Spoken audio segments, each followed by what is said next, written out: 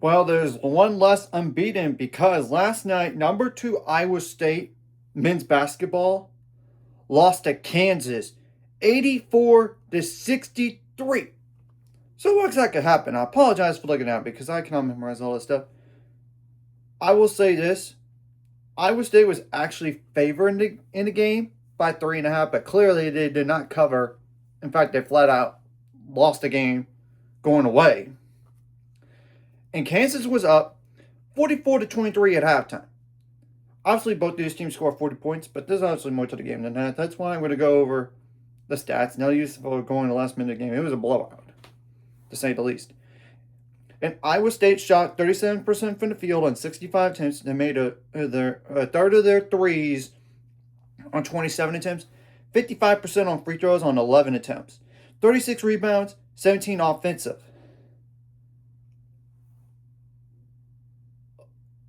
11 assists, not a great number, 12 turnovers, 7 steals, 4 blocks, 13 fouls. How many points off the bench? 12 plus 10, that's 22. Plus 2, that's 24. Plus 2, that's 26.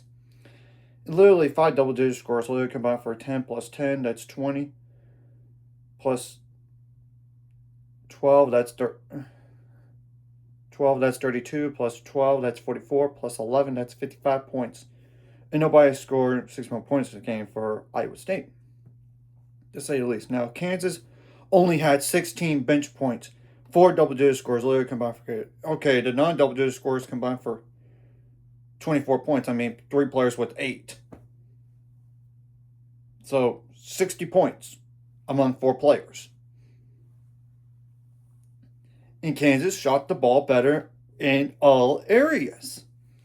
51% from the field on 61 attempts. They made a half of their three-pointers on 24 attempts. 83% on free throws on 12 attempts. 37 rebounds, 11 offensive, 17 assists, 9 turnovers, 8 steals, 8 blocks, and 9 fouls.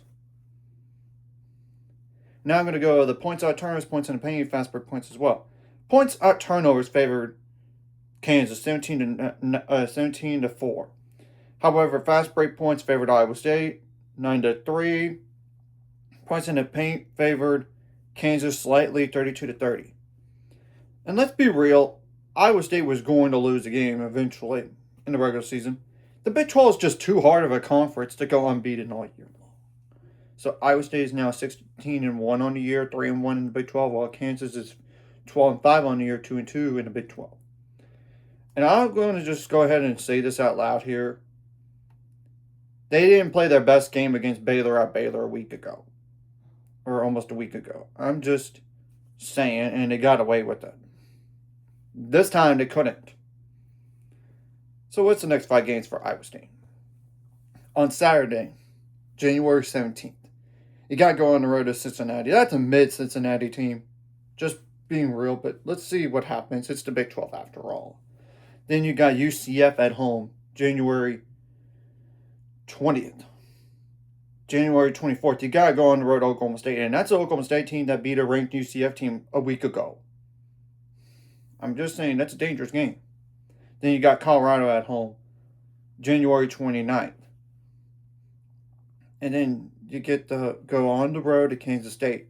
That's a mid-Kansas State team, just to be real. But you never know in this conference on February 1st. That's the next 5 games. And now Kansas, on the other hand. What's their next 5 games? They actually play on Friday instead of Saturday. It's against Baylor, and Baylor finally got their first conference win last night against Oklahoma State. Like I said earlier about Oklahoma State, that's an Oklahoma State team that beat a ranked UCF team, and Baylor won by double digits against Oklahoma State in Stillwater, like 94-79 was the final score.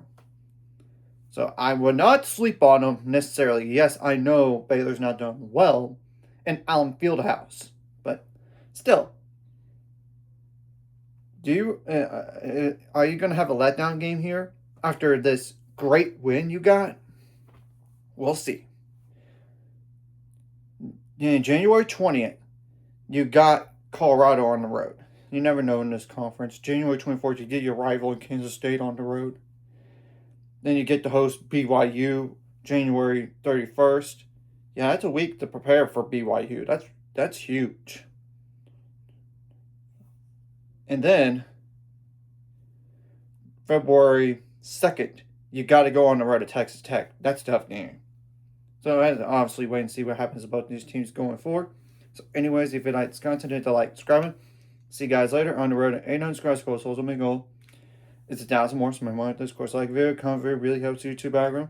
So more people see us, sharing the video does help as well. So more people could watch. And if you're watching and not subscribed, hit subscribe buttons, hit the notification bell as well.